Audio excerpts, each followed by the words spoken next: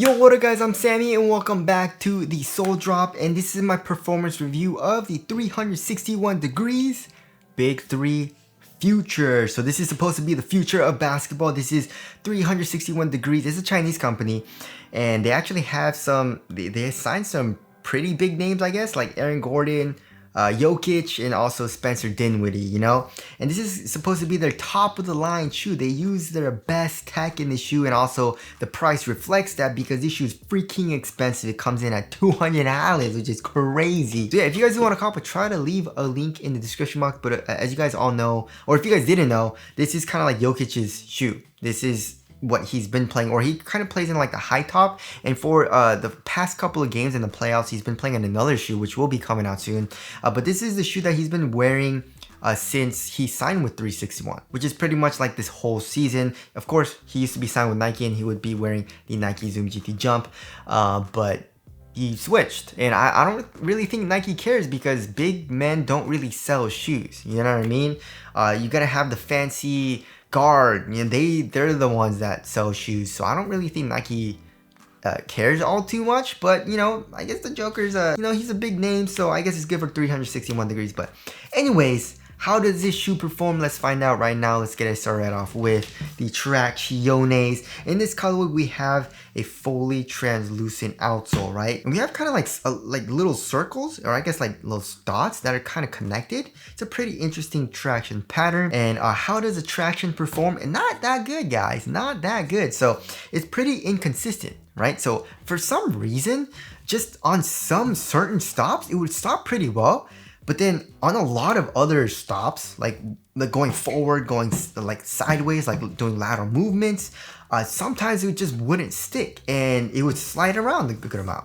So it was just really inconsistent, even when I was playing on a clean court and also when I was playing on a really dusty court, right? But definitely, obviously, it would be more consistent on a clean court with a better stop, but it would still like kind of slide out, right? And you definitely do need to break it in as well. Once you do break it in, it does get a little bit better. When I first got it, it was really bad. I was sliding around all over the place, especially playing on a dusty court. So yeah, it's just not that good. You know what I mean? Like, I mean, obviously, if you're a bigger dude like Jokic, you don't really need amazing traction, which it makes sense. You know what I mean? But for me, obviously, I want really good traction, which this shoe does not have. I also, as far as the durability goes, I feel like it'll be pretty good. The rubber is pretty hard. The grooves are kind of deep. So overall, I do feel like it will be pretty durable on an outdoor court. But playing on an indoor court, it definitely wasn't that good. You know what I mean? I wouldn't. Okay, so there's like really good. There's top tier, right? There's like very good, and then there's good, and then there's like, you know what I mean? And then there's like, this is terrible. I would say this is like around, you know what I mean? I just definitely did not like playing in the shoe because of the lackluster traction. So there's that. And also, we can see the 361 degrees sword plate, which is a full-length carbon fiber plate, and it's this fork shape here in the forefoot, and it's pretty much going in between two slabs of cushion, which we'll get into. But yeah, as far as the heel to toe transition goes, it's pretty dang nice because of how springy this shoe is, right? So because of that carbon fiber plate. So here in the heel, we got a nice curve shape, which does feel nice. I mean, we do have all this cage. I don't know why they caged it up so much. It makes me sad, you know what I mean? So there's no compression. It's a little clunky in the heel, but it's not terrible because it's not super stiff, you know what I mean? But it does feel a little clunky, right? But like I said, because of this curve shape, it's not that bad. And then here in the forefoot, we got a crazy curve shape as well, which I do like. But also because of this full-length carbon fiber plate, especially coming here into the forefoot, look at this. It's just extremely springy feeling, you know what I mean? So you got that nice springiness to it. Look at that, right? So because of that, you know, when you're doing heel dominant strides down the court, of course, because of the shape, it's gonna be smooth. And then when you're kind of like going into the forefoot, when you bend it, it kind of has nice springiness to it and kind of propels you forward a little bit, which does feel pretty dang nice. So I do like that, right? But the cushioning setup, moving on to the cushioning setup, it was a huge disappointment for me personally, right? So when I first got it, I was super duper excited because this is kind of like their top of the line shoe. They're putting crazy tech into it. They got full length carbon fiber. They got two cushioning setups, or I guess two foams that they're using. So like I said, the carbon fiber is a sandwich in between two cushioning setups, right? So like I said, the full-length carbon fiber plate is sandwiched in between two foams in the heel. So first of all, we have Quick CQ Tech foam, which is kind of like their main foam, which kind of looks like Boost, and it's full length in this shoe, right? So you can see it's kind of like bottom loaded for the plate, and then on top of that is the Quick CQ Tech foam, and then it kind of like goes up here, and then we have the plate here in between the Quick CQ Tech, which is on top, and then on the bottom we have Quick Flame CQ foam, which is in the heel, which is like bottom loaded almost. So yeah, so when I first got it, I was like, ooh, okay, so first of all, the insole is just whatever. It's just a regular kind of like Ortholite insole, nothing amazing. But then underneath that, they have a really soft mesh stroke. So I was super duper excited about it when I got it when I first saw it, right? But then when you feel it, especially in the heel, because of the carbon fiber plate, you can, it's like really thin, like the Quick CQ Tech foam.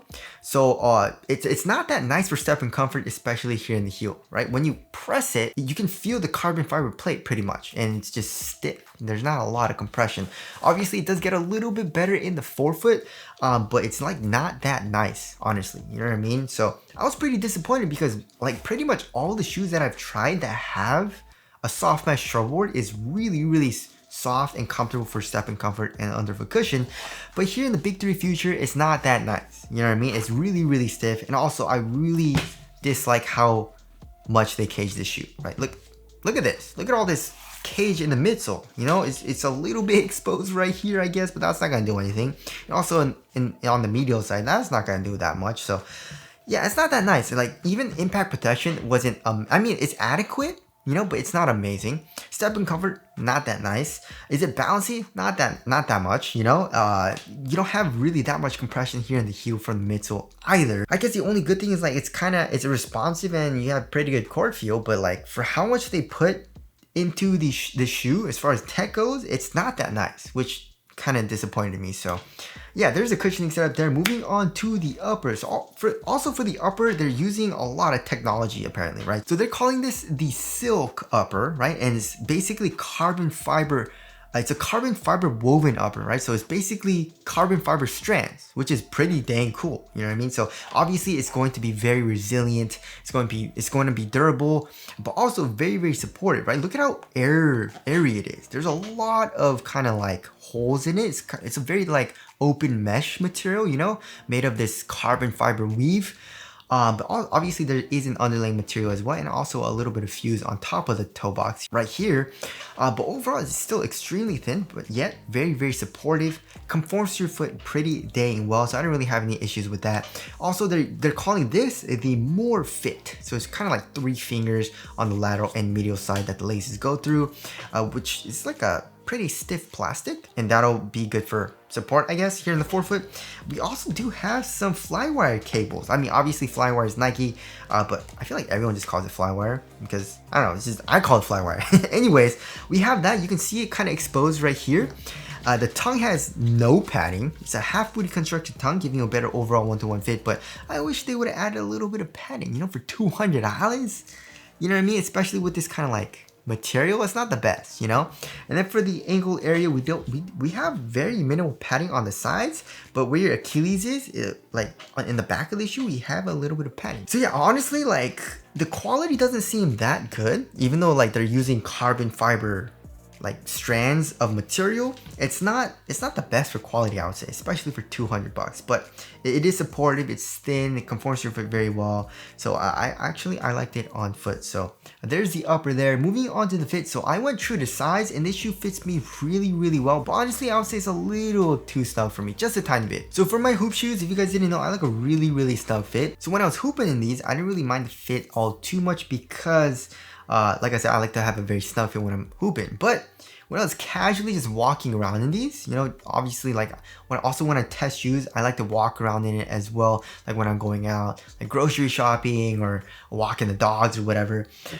And when I was just casually walking around in it, going true to size, was too snug. It was too tight. I did not like it. It's actually a very narrow fit. And also here in the toe box is really snug. So if you don't like that, then I would suggest going up half a size for most people, right?